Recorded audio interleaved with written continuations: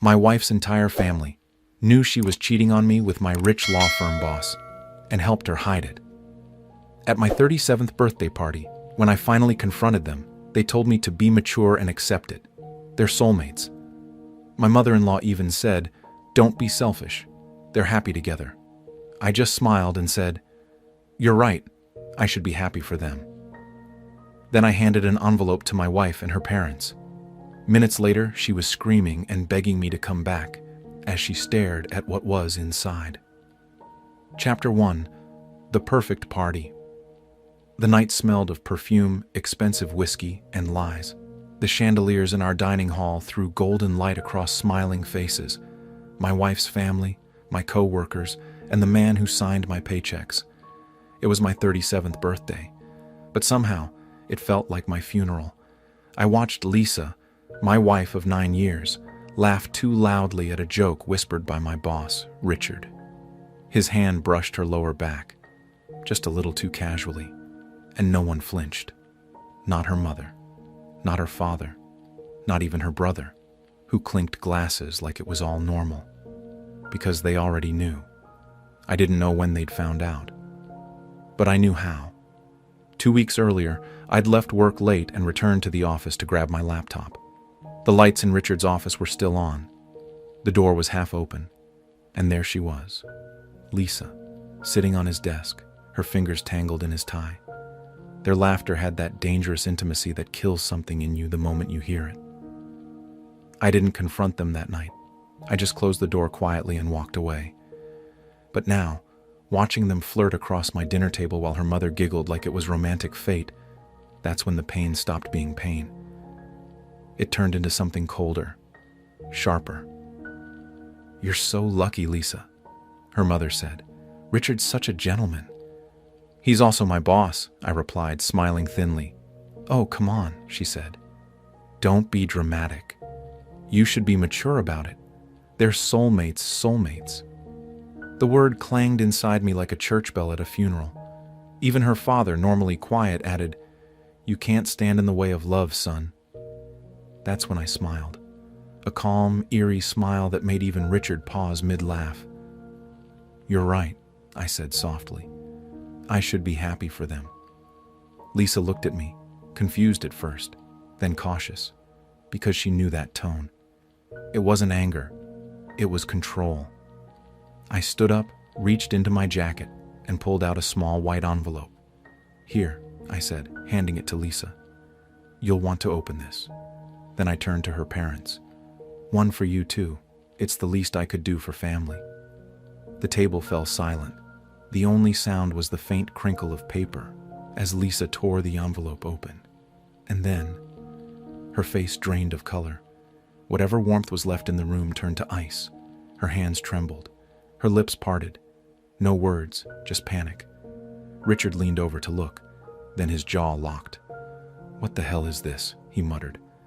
I just smiled, picked up my glass, and said quietly, "A birthday gift, from me, to all of you." And as I walked out, Lisa screamed my name. Chapter 2: The Truth Inside the Envelope. They thought I'd brought party favors. They thought it was a joke, something petty to puncture the night's awkwardness. No one laughed when Lisa slit the flap and drew out the first item. Inside, on top, was a small, glossy photograph, a still from a midnight security camera. It was grainy, washed in the orange glow of the parking lot lights. Lisa stepping out of Richard's car, hair loose, glove in hand. Richard waiting at the passenger door, his suit jacket half unbuttoned. The timestamp on the corner said, 2 weeks ago, 11:43 p.m. Her mouth formed the shape of a question, but no sound came. Her eyes danced over the picture and then snapped to me as if she'd been caught mid-breath. She drew another paper from the stack, a screenshot of a message thread. The sender name at the top read, R. Casual, flirtatious. The words were small and clinical, but the content was not. Can't wait to see you tonight. Just a little longer, my love? Don't tell anyone. Dates, times, timestamps, everything lined up with the photographs. There were more things. A restaurant receipt with a private room surcharge paid on Richard's corporate card, labeled Client Dinner, but dated the same night as the parking lot photo. A hotel valet ticket with a license plate number that matched the registration on Richard's fancy sedan. A blurred selfie of the two of them in a dim bar booth. Lisa's laugh, Richard's chin grazing her shoulder. And beneath the evidence, neat and cold, was a single printed email header. To Richard at Lindstrom Firm. Subject, expense report. March 12th. The body showed reimbursements filed as client entertainment. The receipts matched the nights in the photos. For a long, suspended heartbeat, the room did not move. Her mother, the woman who'd hours before told me to be mature, paled, then reached with trembling fingers for one of the papers like she might smooth the truth into something softer. Her father, who had been so casual about love, sat rigid, a distant color draining from his face. Richard's smile hardened into something tight and unreadable. He cleared his throat. This is harassment. Some kind of prank. He didn't look at me. He looked at the envelope, trying to read the tone of it, trying to bargain with the space between the pictures and the paper. Lisa's voice broke first. How did you get these? She sounded small, the way people do when the ground moves beneath them. I shrugged, calm as a man who's checked the weather before leaving the house. They were wrapped up nicely, I said. I thought you'd appreciate them. Happy birthday to me, right? Her brother laughed, a thin sound that failed. This is a joke. You're trying to ruin my sister's life on her birthday? Is it a joke? I asked. Or is it the truth wrapped in white paper? Her father stood up. You're making a scene.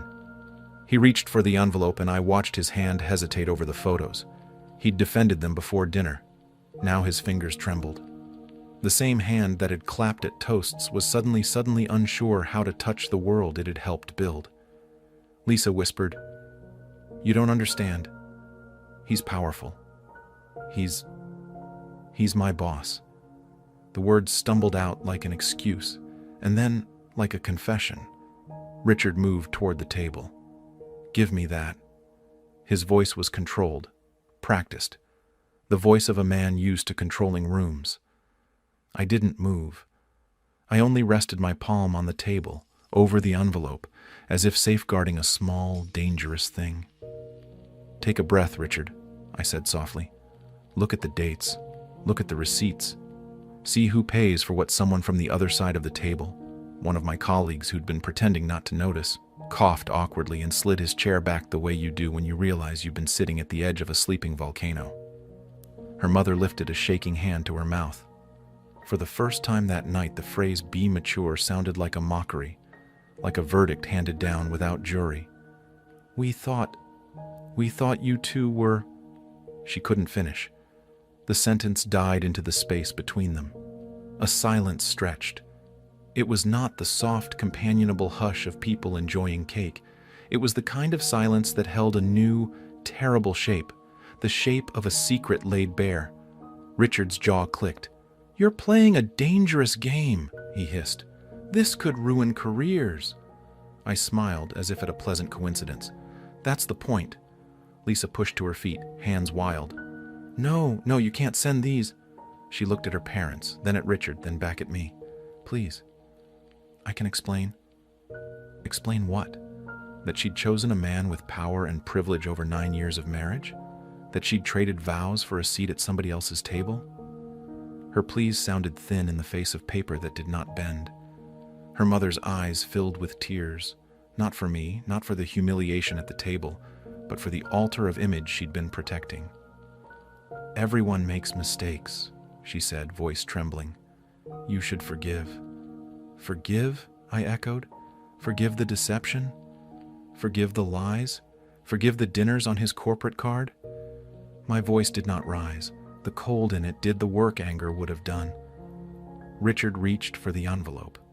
His fingers brushed the corner of the photo. For a second, I expected him to grab it and rip the evidence into a million unreadable pieces. Instead, he paused, then turned away, eyes hard, calculating damage, not defense. "Let's not make a scene," he said, and his words were sugar over a razor. "We can handle this privately. But I had no interest in private negotiations. This had never been about shame in a drawing room. This was about truth in daylight. So I stood. I lifted my glass. "There's one more thing," I said, and their faces dipped toward me like flowers toward an unexpected frost. From my pocket, I produced a tiny flash drive, black, ordinary, and deadly simple. "Everything on there goes to 3 places in the morning," I said. HR at Lindstrom, the partner's inbox, and a copy to Richard's wife, so she has a chance to read it before the firm does. You could see the color drain from Richard's face. His smile that evening had been currency. Suddenly, it had no exchange rate. Lisa screamed. It wasn't the cinematic once-and-done yell from a movie. It was raw, jagged, the sound of someone whose future had been sealed in a neat stack of paper. Her parents stood as if wind-blown. The room became an island of stunned, breathless people. People moved. Cutlery clinked, chairs scraped, someone whispered a prayer. I folded my coat over my arm and began to walk away. As I reached the doorway, I glanced back once. "Consider tonight my birthday present," I said quietly. "You'll have your answers in the morning." I stepped out into the night, into the cold I'd lived in for months, and that I'd promised would be the last of it. Behind the glass, the faces I'd loved and trusted were unmade, for now, by the simple weight of truth. My phone buzzed as I walked to my car. A single message from an address no one in that room would expect. Delivered. HR at Lindstrom Firm. 1 attachment. Partners at Lindstrom Firm. 1 attachment. I drove away with the engine warm beneath me and the knowledge that morning would bring an avalanche. And somewhere inside the house, someone kept screaming. Chapter 3. After the reveal, morning came like a slow hammer. By 9, the whole firm knew. When I walked into Lindstrom and Associates, the hallways were quieter than I'd ever heard them. Normally there'd be a tide of chatter and clacking keyboards. Now people looked up from screens only long enough to study my face, and then look away again. The partner's suite was sealed off. I saw HR moving like ghosts with folders clutched to their chests. Someone whispered my name. Another whispered, "Richard," and then the sound died in a ripple of silence. By 10 o'clock, Richard's door was shut, blinds drawn. Through the glass, I could see 2 senior partners, a compliance officer, and his assistant stacking boxes. The firm was efficient that way. Liability first, sentiment later. Lisa called 6 times. I didn't answer. At 11:17, HR summoned me upstairs. The woman across from me smiled with that careful, professional kindness reserved for survivors of disasters they can't mention. "We received some materials this morning," she said.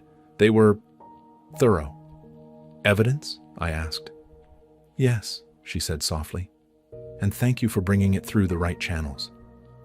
I didn't tell her that the channels were timed emails set to deliver whether or not I woke up. I simply nodded, signed a brief statement confirming my resignation from the firm, and slid my security badge across the desk. The moment I stepped out of the building, I felt lighter, like the first clean breath after a long illness. That night, the calls changed tone. No longer anger, but pleading. Lisa's voice trembled on the voicemail. "They fired him. His wife's leaving. You ruined everything. Please, can we talk? You can't just walk away from 9 years." Her mother left one message too. "You've made your point. She's learned her lesson. Be mature. Come home." That phrase again. Be mature. It had always meant, swallow the pain so we don't have to see it. Now it just sounded like surrender. I didn't call back. Instead, I sent a single text. "The house deed and mortgage are in my name. I'll have your things delivered. Please find another place before the weekend." No reply came, just 3 blinking dots that appeared, vanished, and never returned. 2 days later, news of Richard's sudden resignation hit the local legal blog. The article was brief, but the comment section wasn't. Anonymous posts from staff, whispers about inappropriate relations, a pattern of client entertainment that had finally caught up with him. Lisa's family went silent. The same people who'd lectured me about soulmates couldn't find a single word when the soulmate's career collapsed. I didn't celebrate. I didn't gloat. I packed my office files into one small box, dropped it in my car trunk, and drove home under a rain that washed the last bits of bitterness off the windshield. As I pulled into the driveway, movers were carrying boxes labeled LISA. Her clothes, her books, the small things that once meant permanence. I didn't watch them leave. I just stood there, rain dripping off the brim of my coat, and whispered, "Happy birthday" to me. That night, I sat in the quiet of my living room. No music, no chatter. Just the tick of the clock and the soft hum of the refrigerator. For the first time in years, I wasn't angry. I was just empty in a clean way, the kind that makes space for something new. But revenge stories don't end that neatly, because even peace comes with a knock at the door. And 3 nights later, when I opened it, Lisa was standing there, eyes swollen, coat soaked through, holding the last envelope I'd sent her. Chapter 4. The second envelope. Rain traced crooked paths down her cheeks, though I couldn't tell if it was the weather or tears. She stood on my doorstep, shivering, mascara smudged, clutching a small white envelope, the same kind I'd once handed her across a crowded birthday table. For a moment, neither of us spoke. Only the sound of rain filled the space between us. That same patient, steady rhythm I used to listen to through the garage roof when I worked late nights to pay for our home. "Can I come in?" she asked quietly. Her voice cracked on the last word, like something brittle finally snapping. I hesitated. Everything inside me wanted to slam the door, but curiosity won, not compassion. I stepped aside. She entered slowly, scanning the house like she was walking through a memory that no longer belonged to her. The warmth hit her immediately. She glanced at the heater humming in the corner, the same model I'd begged her to let me install years ago, the one she said ruined the aesthetic.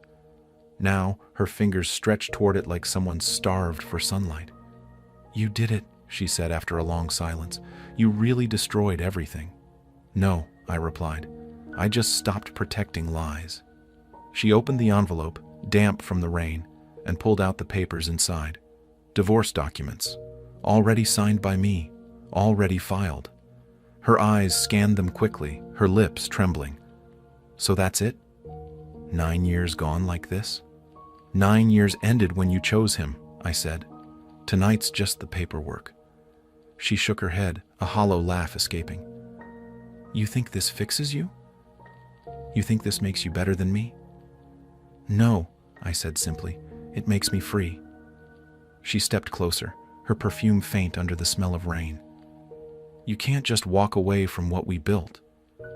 "We didn't build it," I said quietly. "I did. You just lived in it." For a heartbeat, I saw the woman I'd once loved, not the liar, not the stranger, just Lisa, standing there in the ruins of her choices. And for a flicker of a moment, I almost felt sorry for her. Then she whispered, "He's gone, you know. Richard, fired. His wife left him. He says I ruined him." "Good," I said. "Now he knows what it feels like." She looked up sharply, expecting satisfaction in my eyes. But there was none. Just a calm she couldn't touch. "What are you going to do now?" she asked. "Live," I said, honestly for once. When she left, she didn't slam the door. She just walked into the rain, disappearing into the night that had once hidden her secrets. I stood by the window until her figure blurred into the storm. And for the first time since that cursed birthday, I felt no anger, no guilt, no love, just stillness. But before turning away, I noticed something. On the table where she'd set the envelope, a photograph had slipped out. A picture of us from years ago, back when we were still smiling, still believing. I picked it up, looked at it for a long time, then placed it face down. Outside, thunder rolled softly in the distance. Not angry, just final. The next morning, I sent a courier with one last envelope, addressed to her parents. Inside was a check, not revenge money, just closure. "You once told me to be mature. I finally took your advice. Don't call me again." That day, my phone buzzed again, a message from an unknown number. It was from Richard's wife. "Thank you for telling me the truth. I'm rebuilding, and you should too. People like them only burn others to stay warm. I stared at the message, smiled faintly, and deleted it, because I already knew the fire was over. Chapter 5. The Birthday Gift. 1 year later, I celebrated my 38th birthday alone, and it was perfect. No party, no speeches, no masks. Just a quiet dinner on my balcony, a glass of wine, and the city lights blinking in the distance. A skyline that used to intimidate me but now just felt like freedom. The air was cool, the kind that carried the memory of rain without the rain itself. I could still remember that night. The laughter, the betrayal, the cold calm that settled over me when I handed out those envelopes. It didn't haunt me anymore. It defined me. I'd left the law firm months ago and started my own small legal consultancy. Quiet work, no politics, no vultures. Clients came for fairness, not favors. I didn't make as much money as before, but I slept better. On the wall beside my desk hung a framed copy of a note, the one Richard's wife had sent me after everything fell apart. Thank you for telling me the truth. People like them only burn others to stay warm. It reminded me that sometimes justice doesn't roar. Sometimes it whispers through the ruins. A soft knock pulled me back to the present. I opened the door to find Mrs. Carson, my elderly neighbor, smiling shyly with a small birthday cake in her hands. "You live too quiet, dear," she said. "Figured you could use a wish." I laughed, genuinely, for the first time in a long while. "Thank you. I think I already got my wish last year." She tilted her head. "What was it?" I looked past her at the calm, open night. "Peace." Later, as I washed the dishes, I caught sight of an old photo tucked in the back of a drawer, me and Lisa from our wedding day. I almost threw it away, but something stopped me. Instead, I took out a pen and wrote a single line on the back. "I finally became happy for you, just not in the way you imagined." Then I folded it neatly and placed it in the same envelope she had once opened on that terrible birthday. I sealed it, wrote "Return to sender," and slid it into the drawer. A memento, not a wound. That night, I poured one last drink and stepped outside. The moonlight fell across the table, the same way the chandelier had that night. But this time, there was no tension, no performance, no deceit. I raised my glass quietly and whispered, "To the truth." The only gift worth giving a breeze lifted the curtains. The city hummed. Somewhere far away, thunder murmured like an old secret finally put to rest. And with that I smiled, not the calm, calculated smile from a year ago, but one that felt light, clean, human, because revenge had ended a story. But forgiveness, that started a new one. Final reflection: the price of peace. People think revenge is about winning, but real revenge isn't victory, it's balance. It's taking back your self-worth without losing your humanity. I didn't destroy Lisa. I just stopped letting her live rent-free in my soul. That was the true birthday gift. Some truths don't explode, they unfold. And sometimes, the quietest revenge is peace itself. If this story touched you, like, share, and subscribe. Not just for stories of payback, but for stories that remind us justice isn't about breaking others, it's about rebuilding yourself. Was this revenge perfectly justified, or should the storm have raged harder? Drop your verdict below.